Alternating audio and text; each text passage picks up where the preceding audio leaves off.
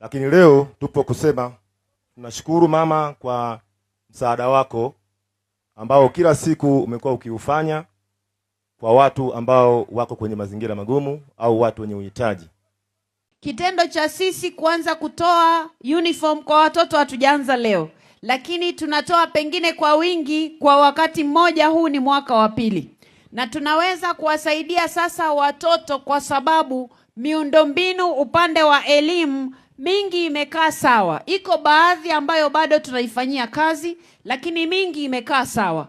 Kukaa sawa huko ni kuonesha kwamba serikali yenu inawajali, serikali yenu inawapenda, inayoongozwa na Dr. Samia Suluhu Hassan kama rais wetu.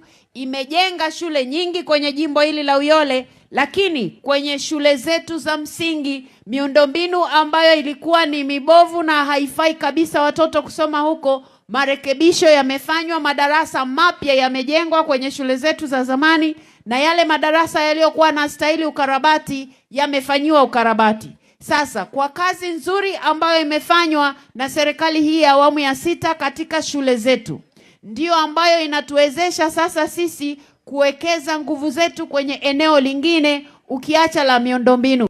Kidogo na wazazi, kwa sababu hawa watoto wa shule za msingi ni watoto wadogo. Niwaombe sana wazazi, katika yale mahitaji madogo madogo ambayo watoto wetu wanakuwa wanahitaji kwa ajili ya shule, basi tujitahidi kuwahudumia ili watoto wawe na utulivu shuleni. Kwa sababu kufaulu kwa mtoto kunamtaka mwalimu afanye vizuri, lakini pia na mwanafunzi atie bidii na awe na nidhamu. Kwa hiyo sisi sote wazazi tushirikiane katika zoezi hili. Kupewa nguo za shule na vifaa vingine ni swala moja, lakini mtoto kufanya vizuri ni swala lingine. Si lazima wewe umfundishe, maana unaweza kuwa na mwenzangu na mimi hesabu kidogo zimekupiga chenga, Kiingereza tena ndo vile, na shule nyingi siku hizi wanatia mkazo huko. Sasa sisi tuwahimize watoto kwenda shule. Asiweko mtoto anayebaki nyumbani.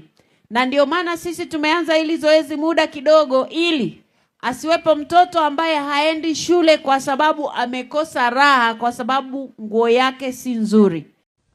Tunawakilisha mafundi wote wa jimbo la Uyole. Tunashukuru sana mheshimiwa, sana sana. Haijawahi tokea.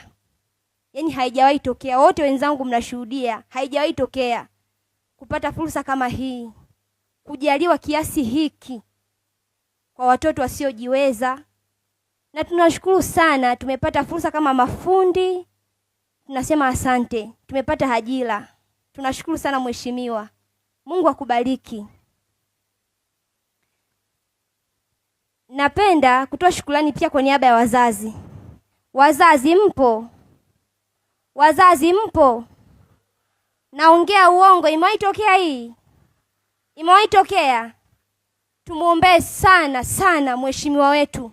Mungu ampe maisha marefu, amzidishie baraka pale anapotoa.